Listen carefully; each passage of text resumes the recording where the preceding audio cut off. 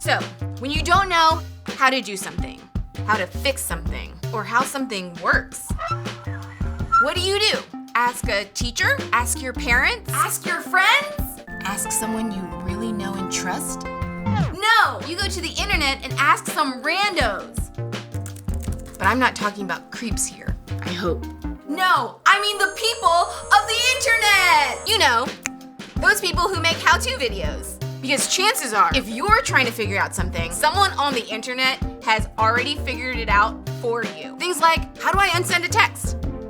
No. How do I do a winged eyeliner? How do I get rid of the zit by Friday night? How do I get out of gym class? How do I screen cap Snapchat without getting caught? They'll never know. But then there are things in life that don't have an easy fix, that don't have a simple solution, that don't have a how-to video. Things like what to do when you have problems with family, or when it seems like you have no control in your life, or what to do when someone has done something to you. I mean, clearly, they gotta go. The truth is, there's a lot of life that doesn't have a solution you can just find online. So how do you know what to do when you don't know what to do?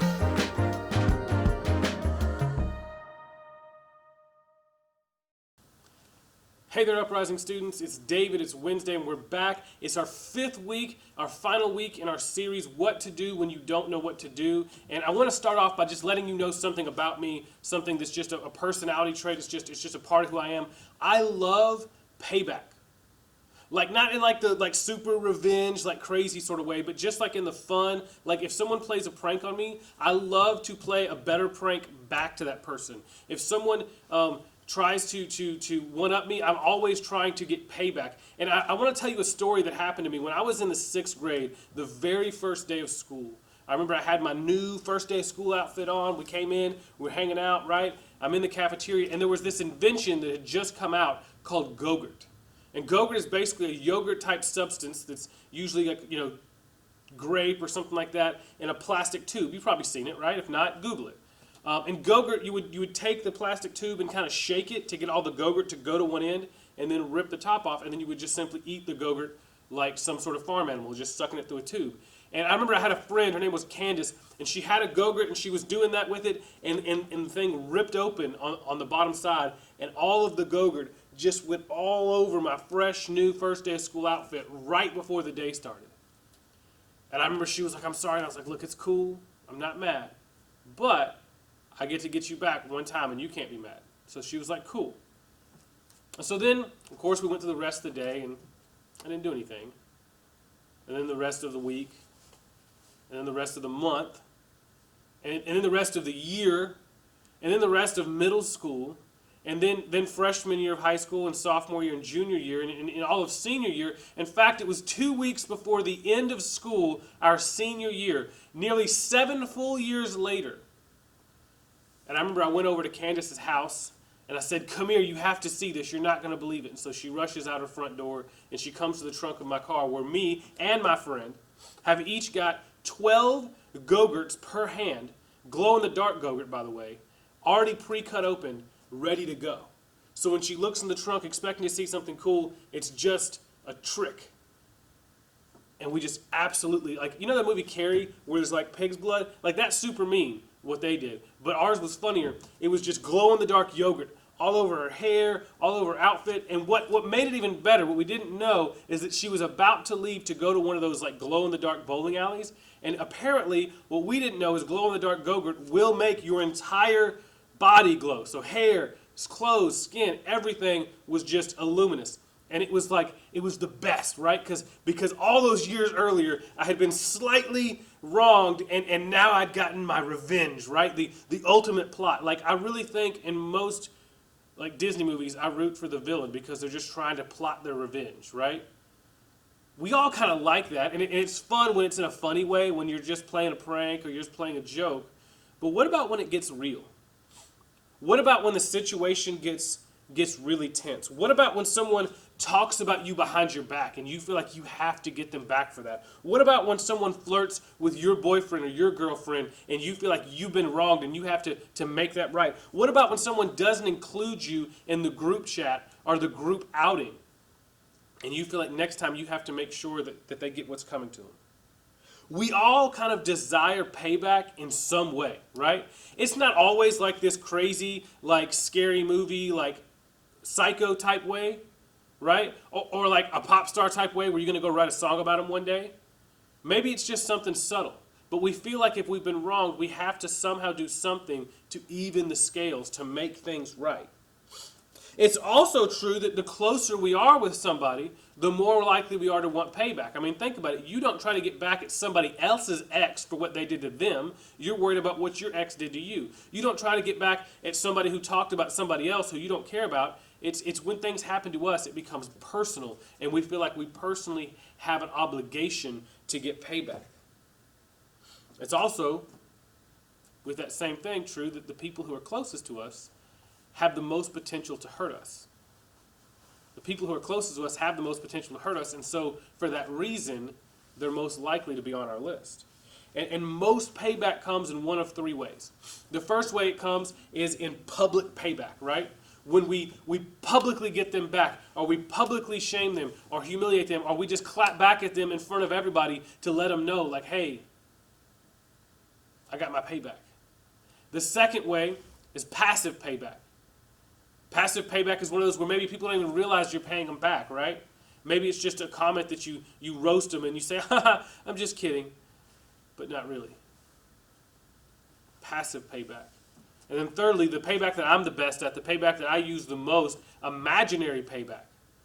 You know that when you're so mad at someone that you just can't help it, so you go and you have a full-blown argument with them and you just tell them how it is, but not in real life, just in your mind. Right? Like you have this argument with them where you have such good points and they have nothing to say and you just roast them and they apologize and you're like, yeah, we're even now. And it really didn't happen, but it was in your mind, an imaginary payback. I'm really good at that. And then another type of payback that we don't necessarily go and try to get, but is often the most satisfying is when the other person fails. That's kind of sad, right? But it's true that when the other person fails and they've hurt us, it feels good, right? When someone dumps you in a really painful way and then you find out that they got dumped, you feel like there's some justice in the world. When someone's gossiping behind your back and all of a sudden you don't do anything about it, but someone else starts doing the same thing to them, you feel like it's almost like, well, you got what's coming to you. There's this sense of justice, this sense of, well, that's just how it's supposed to be. And what we see in those moments are sort of a bad part of our human nature, but it's just true that we want payback. And we're going to see a very similar scenario in the life of this guy named Joseph we've been talking about for the last several weeks. He finds himself in one of those payback moments, and how he responds can teach us a lot about how we can live our lives pursuing the type of personality, to be the type of person that God wants us to be. We've been looking at over the last 5 weeks at this guy from the book of Genesis, the first book of the Bible, the Old Testament, right? It's an older story, but we see a lot of truth, and this guy's name is Joseph. Joseph, just to recap, right, was one of 12 kids from this guy named Jacob. Jacob had 2 wives, 2 other baby mamas, so a lot of drama going on in this situation, and Joseph was Jacob's favorite son. And it was obvious that Joseph was Jacob's favorite son because Jacob made it clear that Rachel was Jacob's favorite wife, which you should never have multiple wives, but if you ever do find yourself in that situation, I'm assuming picking favorites is kind of like picking your favorite kid. It's just not wise. And he does both of those things. And so he tells all of his kids, Joseph is my favorite, and he gives them this coat, and his brothers are big mad at him, and he's kind of flaunting it, and he's saying, look at me, I'm the favorite, I'm having these dreams. And finally it comes down to a boiling point where Joseph's brothers take advantage of an opportunity and throw Joseph in this well. Originally they're going to kill him, but then they have a slight change of heart, a little bit of conscience sets in, and they say, let's not kill this dude, let's make a little coin on the side and sell him to some traders, and they'll just take him off and we'll never see him again. And so that's what they do. And so we have this moment where Joseph is likely in shackles and chains, is being driven away, and as he looks back over his shoulders, he sees his brothers in the distance who had abandoned him and betrayed him, and he's hauled off, and he ends up in Egypt. And he ends up getting sold into this guy's house named Potiphar, and Potiphar is a very high in command officer in Egypt, and he ends up kind of getting some favor in Potiphar's house. He's in charge of things. He's kind of making the best of his situation. And so he thinks like, okay, something bad happened to me. I'm here, but I can make the best of it. Well, then again, something happens to him that he didn't really deserve, something that wasn't really right. Potiphar's wife accuses him of some stuff, and he ends up getting sent into prison. And so there he's in prison, and he's living there, and he's thinking, how could it get any worse? And then we talked about last week, there's these two guys, a cupbearer and a baker, and they're kind of talking to Joseph, and Joseph helps him with some dreams, and he tells the cupbearer specifically, listen, you're going to end up out of prison. You're going to actually be back in good favor with Pharaoh, who's the most powerful person in the world. And when you do, I need you to help me out. And so he helps the cupbearer out of prison, and what does the cupbearer do in return? He absolutely abandons Joseph. And so there's all these moments in Joseph's life where you look and you think, man, Joseph really could deserve some payback on these people. Well, finally what happens in the story is that the cupbearer eventually does tell Pharaoh, because Pharaoh is having these dreams where these cows or these stalks of wheat, and basically what the cupbearer says is Joseph knows how to interpret dreams. God has given him a gift. You should go get Joseph. And so Joseph is taken out of prison. He's brought before Pharaoh, and he says, Pharaoh, I know what your dreams mean. Here's what's going to happen, bro. Let me be real straight. In the next 7 years, we're going to have tons of food. Your crops are going to be doing great. You're going to have more than you can handle. You don't need to be frivolous with that. You need to save as much as you can. You need to have some sort of project to build silos and store up as much as you can, because after these 7 years of great harvest, you're going to have 7 years of absolute famine. And if you're not prepared, you're not going to make it. And Pharaoh believes Joseph and says, you know what, someone needs to be in charge of making sure that we have a project put together so that we can save up enough. And he appoints Joseph as the number 2 dude in all of Egypt. So Joseph went from being the least of the least in prison, and overnight becomes the second most powerful human being on the planet. That's a pretty good day for Joseph. And so Joseph goes through this process, and they build storage silos, and they store the food, and they go through the 7 years, and sure enough, the famine begins. And the first year of famine is rough on everybody, but the Egyptians have enough. And the second year of famine goes by, and the Egyptians are still doing fine. But the problem is the people outside of Egypt are also dealing with this famine, and they don't know what to do. And one of those families that's dealing with this famine is Jacob's family. It's all those brothers of Joseph who are still living outside of Egypt in the land that we now know as Israel. They're there, they're kind of hanging out with their crops, and they're having a hard time. And so Jacob decides, hey, we've got to do something. And so he sends his sons, Joseph's brothers who betrayed Joseph and sent him off to live in slavery. They sent them to Egypt because word had gotten out that Egypt had plenty of food. And he said, maybe we can make a deal with the Egyptians. Maybe we can get some food there. And so the brothers go and they get to Egypt. And of course, if you're going to get food in Egypt, you go talk to the guy who's in charge of the food in Egypt, and his name is Joseph. So they get there and they stand before Joseph. And Joseph recognizes his brothers, but his brothers don't recognize Joseph. Again, Joseph was young when he was sold into slavery. Joseph is living in Egypt, so he likely has the trappings of an Egyptian, right? He looks like an Egyptian. He even talks in a different language. And so they don't know that it's Joseph, but Joseph knows it's them. And then this crazy drama breaks out. And we're not going to read through it today, but I encourage you to go and read Genesis 42 through 50. It's drama that really would rival any TV show you may watch. But we finally get to this point where he's going back and forth with his brothers, and he can't take it anymore. The gig is up, and we see this big reveal moment. And that's what we're going to pick up in Genesis chapter 45, beginning in verse 1.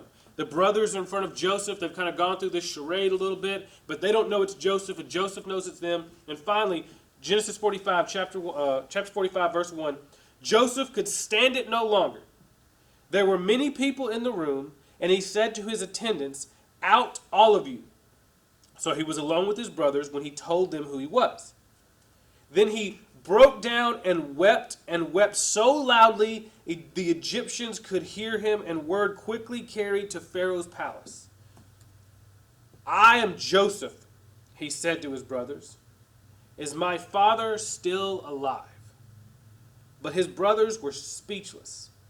They were stunned to realize that Joseph was standing right in front of them. The drama in this moment, guys, it's unreal. Like, these guys had done something, and I'm sure they had thought about it often. I mean, they had essentially outcasted their own brother forever. They thought it was dead.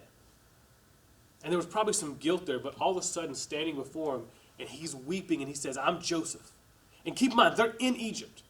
They're in his domain. So he has full power to do whatever. He could not give him food. He could have him in prison. He could give him a taste of their own medicine. And they're terrified because they're like, I cannot believe this. What is going on? This is the perfect moment, one of those you're about to get what's coming to you moments that Joseph has, right? Like, what are the odds that this would just fall into his lap and he's like, oh my gosh, here is my payback. All those years later, it's so perfect, it's so sweet. I mean, these are the people who had enslaved him and imprisoned him for decades. For more than half of his life at this point, Joseph has been a prisoner or a slave because of these people. It's not like they just were innocent. It's not like they just passively were mean to him. They were actively, they were going to kill him and then slightly backed off of that plan. So it's not like they didn't have it coming. What would you do if you were in Joseph's situation, if someone had wronged you that bad and you had the power to get the payback that they had coming to them? Just think about it. What would I do? I don't know. I don't know that I could honestly answer that. But what does Joseph do? Feel the tension in this moment. They're standing there. They literally, the lump in their throat, they can't speak. They're shaking. There's sweat pouring down their backs. Check out verse 4, chapter 45. Please, come closer, Joseph said to him. And so they came closer. And again he said, I am Joseph, your brother, whom you sold into slavery. But then listen to what he says. Don't be upset, and don't be angry with yourselves for selling me into this place. It was God who sent me here ahead of you to preserve your lives. The famine that has ravaged the land for 2 years will last 5 more years, and there will be neither plowing nor harvesting. God has sent me ahead of you to keep you and your families alive and to preserve many survivors. Wow. In this moment, when all of the payback that he could have been festering on for decades is available, he lets it go. He lets all of that go. Like, even as he starts talking, he says, come here. I'm Joseph. Look, let me just clarify in case you know another Joseph that I'm not aware of. I'm the one who is your brother who you sold into slavery. And then, just when you think it's coming, he shows compassion for their feelings. He says, don't be angry with yourself. And then he immediately flips it and turns it to God. There's only one way. There's only one way that Joseph could have responded this way. He had already let go of the idea of getting revenge. He had already given that up. It wasn't like if I ever saw him again I would, but there's no chance I could, so I'll just let that dream go. He had actively decided that he was not going to get revenge even if he could. He was able to acknowledge their wrong and his hurt without creating more hurt in the process. Only a healed person could do this. Only someone who has fully forgiven can do this. Somewhere between being carried off into slavery as he looked over his shoulders and saw his brothers growing smaller in the distance, and standing before them now in full sight, Joseph had done the hard work of giving his hurt to God and letting God work the healing. Forgiveness was not only for his brothers, you see, because he didn't ever think he'd see his brothers again. Forgiving his brothers was not for his brothers' sake only. It was healing from his own pain. Joseph tells them in the rest of the story, go get the rest of the family. Go get Jacob. Go get my dad. Go get everybody. Because the famine's going to last. You're not going to survive out there. Come and live here. Live with me. because I've got a lot of power here, and you'll be safe and you'll survive. Check out what Genesis 4:45, verse 15 says. Then Joseph kissed each of his brothers. He wept over them, and after they began talking freely to him. Joseph gave up on the idea of getting payback. And would it have felt sweet? Sure. But Joseph got something better than payback. Joseph got reconciliation. Joseph got reconciliation with the brothers who hated him. Joseph got reconciliation with the family he thought was lost. Joseph got to see God do the impossible in this broken relationship and bring peace where there was only hurt, because he was willing to give control of that situation over to God. When it comes to our life, we can choose something better than payback too. Sure, payback may seem like it'll feel good, but it's a very fleeting feeling. But we can choose something better as well. Let me put it this way. This is the main point I want you to understand from tonight's talk. When you don't know what to do, pursue peace instead of payback. When you don't know what to do, pursue peace instead of payback. Because see, when you pursue peace, you fight for a relationship. When you pursue payback, you fight for yourself. You fight for your own rights. You fight for what you feel like you're entitled to. You fight to get back what you feel you've been wrong. But when you pursue peace instead of payback, you take a step back and you see something more valuable than yourself. You see the relationships you have with other people. And even if they've wronged you, you fight for that relationship. You fight to restore that relationship. And you fight to heal your own pain, not through payback, which, by the way, doesn't heal the pain. It's still there. You've just created more pain. But you heal your own pain and you begin to heal those relationships, which ultimately makes you better and it makes the other person better. When you pursue peace, you lay down your own right to get payback. You literally look at it as like a debt. If someone has wronged you, it's almost like they owe you. That's a $50 fine, and you look at that and you take the ticket. Like, if you've ever been like pulled over by a cop and he didn't give you a ticket, you know how that feels, right? That's basically what you're doing. You've wronged me, I deserve payback, and I'm taking my rights and my authority and my privileges as the person who was wronged to pay you back, and I'm ripping it up. I'm saying, I'm letting that go. It's almost like I'm putting it in the offering plate on Sunday morning. This is my tithes to you today, God. The authority and the right I have to get payback, I'm laying that down before you, because, by the way, that's exactly what God did with us. He had every right to get payback for the sin and the disobedience that we caused to him, but instead, he not only laid down his authority and his right to get payback and said, no, I want something better. I want to restore the relationship. He then paid to get the relationship back at such a high cost that he had to die on a cross. If Jesus is willing to lay down his right for payback, so do we. And here's why this is complicated. Because what happened to you, what the hurt that you have, and we all have something, I'm sure, that we're thinking about, the thing that happened to you isn't what happened to Joseph. I doubt any of you are thinking, I'm just so mad at my 11 brothers because they sold me into slavery. If it is, like, please call me because you have a crazy story and I want to hear it. But likely, your hurt isn't that story. In fact, I could tell dozens of stories and none of them would be exactly like yours. Maybe you spent this whole time in this whole series wondering, do you always have to reconcile? What about when it's toxic? What if you're the one who did the hurting? Each of us have a unique and complicated situation, and figuring it out looks different. And pursuing peace isn't easy.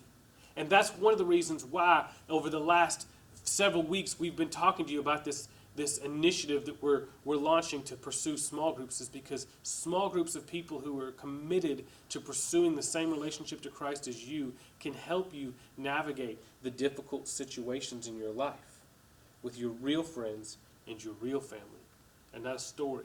While it's very helpful to see that we're not the only ones dealing with this drama, that families, even as far back as the book of Genesis, had this. Your life is unique and your situation is complicated. as we leave, as you turn this message off and you go on to whatever's next for you, I want you to take a moment and think about what you have the power to do when it comes to pursuing peace. What do you need to decide? What do you need to forgive? What offense do you need to bring to God? Because he can do incredible things in your story that you might not be able to imagine yet. So when you don't know what to do, pursue peace instead of payback. Let's pray. Dear Heavenly Father, Lord, we thank you for the opportunity to come together via live stream tonight. God, I ask that this message would penetrate our hearts, God, that we would be able to hear it, not just as a story that happened long ago, but as a reality of the truth, the way that you call us to live as followers of Jesus. God, we know it's difficult in those moments when we feel that the emotions begin to boil inside of us and we want revenge and we want payback, to instead let those things go. But God, the reason that we follow you is because we know that Jesus is better. Jesus is greater than anything else. Let us have the same mindset when it comes to those things that hurt us, those things that come against us, those offenses. Let us not choose payback. Let us choose something better. Let us choose something greater. Let us choose to reconcile relationships. Let us choose to turn to your way, God. And like Joseph saw a miraculous work done in his family, God, show us miraculous works that only you could do in the relationships in our life. Help to heal us of the hurt that we've experienced. Help us to make right when we've hurt other people. Help us to forgive and to pursue peace instead of payback. God, I ask that you would be with us this week. I ask that we would be a light wherever we go, that you would keep us safe in the midst of this epidemic, and that you would give us a vision for where it is you're calling us as we come out of this storm. God, we love you, we praise you, and we submit these prayers to you in the name and by the authority of Jesus Christ. Amen.